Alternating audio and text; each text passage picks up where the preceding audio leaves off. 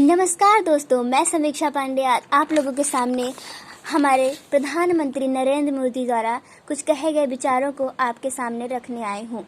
जी हाँ, माननीय नरेंद्र मोदी जी ने अपने कुछ विचार लड़कियों के शादी के बारे में रखी है कि उनकी क्या सही उम्र होती है और कैसे लड़कियों की जो जीवन है वो सही से व्यतीत हो सकती है और लड़कियों को हम भार समझकर नहीं बल्कि एक नियम के अनुसार और उनके जीवनचर्या को देखकर सही से ध्यान में रखते हुए कैसे निर्णय लें और कितना क्या करें।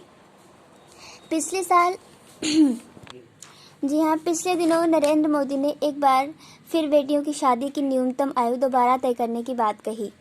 इससे पूर्व उन्होंने लाल किले से दिए गए भाषण में भी इस संबंध में अपना वक्तव्य दिया था। दरअसल इस सोच के पीछे कुछ महत्वपूर्ण कारणों की भूमिका रही है। केंद्र सरकार का मानना है कि कम आयु में विवाह बेटियों के आत्मसम्मान पर अप्रत्यक्ष रूप से आघात पहुंचाता है।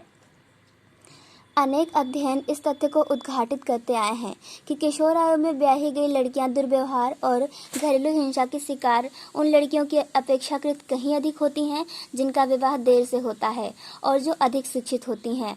जल्द विवाह बेटियों की शिक्षा और आत्मनिर्भरता दोनों को ही बाधित करता है।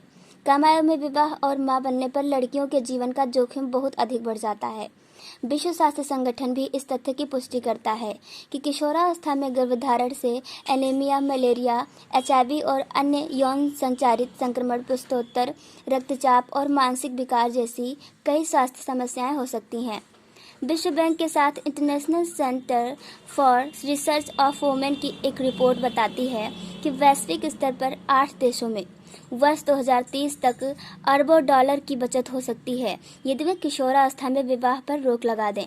इन देशों में भारत भी है, जिसे अगले 8 वर्षों में स्वास्थ्य देखभाल और संबंधी लागतों में 33,500 करोड़ रुपए खर्च करने पड़ेंगे।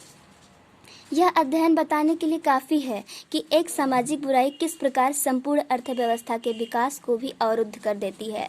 विभिन्न संगठन निरंतर यह सुझाव दे रहे हैं कि मां बनने के लिए महिला का कम से कम 20 साल का होना जरूरी है। विश्व स्वास्थ्य संगठन ने एक अध्ययन के मुताबिक दुनिया भर में एक बड़ी संख्या में 15 से 19 साल की लड़कियों की मौत गर्भावस्था में होने वाली जटिल स्थितियों के कारण होती है, ऐसा बताया है। इसके अलावा 20 साल की उम्र से पहले मां बनने वाली महिलाओं के बच्चों में जन्म के समय मृत्यु का खतरा सबसे ज्यादा होता है। केंद्र सरकार के लिए यह एक और जहां देश की महिलाओं का स्वास्थ्य चिंता का सबब बना हुआ है, वहीं बात लैंगिक समानता की भी है। 1978 में हिंदू विवाह अधिनियम में संशोधन करके लड़कों के लिए कानूनी रूप से विवाह की न्यूनतम आयु 21 साल और लड़कियों के लिए 18 वर्ष निर्धारित की गई थी। परंतु विगत दशकों में सामाजिक सांस्कृतिक स्तर पर अनेक परिवर्तनों के पश्चात विवाह की वैधानिक आयु में लड़कों और लड़कियों के मध्य अंतर का कोई तार्किक दृष्टिकोण नहीं होता है। किसी भी वैधानिक व्यवस्था को चिरस्थायी स्वीकार कर लेना तर्कसंगत नहीं है, क्योंकि सामाजिक व्यवस्थाएं कभी भी स्थिर नहीं होती। जब समाज में परिवर्तन होता है तो उससे जुड़ी हुई वैधानिक व्यवस्थाओं की उपयोगिता का विश्लेषण आवश्यक हो जाता है। यही कारण है कि केंद्र सरकार ने जून 2020 में एक टास्क फोर्स का गठन किया। यह गर्भावस्था, प्रसव और उसके पश्चात मां और बच्चे के चिकित्सीय स्वास्थ्य एवं पोषण के स्तर के साथ विवाह की आयु और मातृत्व के सहसंबंध की जांच कर रही है। प्रधानमंत्री ने स्पष्ट किया है कि टास्क फोर्स की रिपोर्ट आते ही सरकार इस विषय में निर्णय लेगी। लड़कियों की विवाह की न्यूनतम आयु में अगर कोई परिवर्तन होता है तो यह लैंगिक शुद्धता की ओर मजबूत कदम होगा। उल्लेखनीय है कि वर्ष 2018 में समान नागरिक संहिता के संदर्भ में केंद्र सरकार ने विधि आयोग से विभिन्न कानूनों पर जब विचार करने का अनुरोध किया था, तब आयोग ने अपने परामर्श पत्र में विवाह की समान आयु के विषय में भी अपनी राय दी थी। मानवाधिकार आयोग ने भी अक्टूबर 2018 में लड़के और लड़कियों की विवाह की आयु एक समान निर्धारित करने की भावनाओं पर विचार करने की केंद्र से सिफारिश की थी। अब भारत में विवाह की न्यूनतम आयु, खासकर महिलाओं के लिए विवाह की न्यूनतम आयु सदैव ही एक विवादास्पद रही है। प्रायः लोग तर्क देते हैं कि 18 साल तक लड़कियां विवाह योग्य परिपक्व हो जाती हैं, परंतु इसके पीछे का वास्तविक कारण कुछ और है। दरअसल समाज के एक बड़े वर्ग में आज भी बेटियां सबल नहीं हैं, बल्कि दायित्व मानी जाती हैं। उस दायित्व से यथाशीघ्र मुक्ति का सहज मार्ग उनका विवाह ही प्रतीत होता है। आज भी अधिकांश भारतीय माता पिता लड़कियों की शिक्षा पर ध्यान देना आर्थिक अपव्यय समझते हैं, क्योंकि उनकी दृष्टि में लड़कियों के जीवन का अंतोगत्वा लक्ष्य घर बसाना है, जिसके लिए उच्च शिक्षित होना आवश्यक नहीं है। परंतु ये तमाम कारण उन समय अर्थहीन हो जाते हैं जब बात लड़कियों के अधिकार की आती है। किशोरावस्था में लड़कियों का विवाह उनकी शिक्षा के मार्ग का सबसे बड़ा रोड़ा है। हमें यह समझना होगा कि शिक्षा सिर्फ आर्थिक स्वावलंबन का मार्ग ही नहीं खोलती, अपितु अधिकारों के प्रति चेतना भी उत्पन्न करती है। अगर लड़कियों के विवाह की न्यूनतम आयु में बढ़ोतरी होती है तो घरेलू हिंसा की दर में भी स्वाभाविक रूप से कमी आएगी।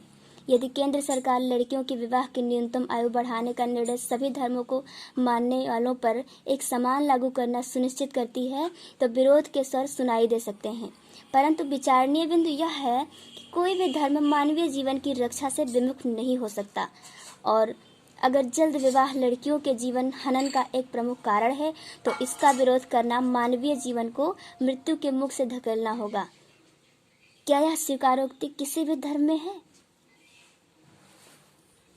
इसलिए हमें लड़कियों की विवाह की क्या उम्र होनी चाहिए, लड़कों की विवाह की क्या उम्र होनी चाहिए, कितने उम्र तक लड़कियों को शिक्षा देना चाहिए, इसके लिए किसी धर्म को ध्यान में न रखकर बल्कि लड़कियों को देखा जाए, धर्म को ना देखा जाए, और इस तरीके से उनके जीवन का निर्णय ना लिया जाए कि वो मुस्लिम है कि हिंदू है, कि लड़की है कि लड़का है, और सबको समान तरीके से उनके जीवन यापन के लिए, उनके शिक्षा के लिए, उनके अपने भविष्य में आगे बढ़ने के लिए, उन्नति के लिए उनको अवसर दिया जाए और उनको उनका अधिकार दिया जाए।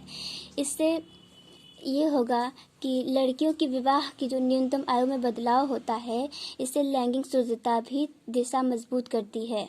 इसलिए यह अति आवश्यक है कि हम अपने गवर्नमेंट में या अपने जो सीनियर हैं, हमारे जो पीएम हैं, इनके कुछ बातों को मद्देनज़र रखते हुए, और एक जगह पे नहीं, एक शिक्षित क्षेत्र में ही नहीं, अशिक्षित क्षेत्र में भारत के कोने कोने में इस न्यूज़ को बताकर अपने ज़रिए, और जो हमारे शिक्षित छात्र छात्राएं हैं, लड़के लड़कियां हैं, वो अपने द्वारा इस न्यूज़ को पहुंचाकर और सबको इससे अवगत कराएं कि सब लोग समझें कि शादी ही जीवन का सबसे महत्वपूर्ण उद्देश्य नहीं होता है, बल्कि अपने उद्देश्यों को पूरा करना सबसे बड़ा उद्देश्य होता है जीवन का। धन्यवाद।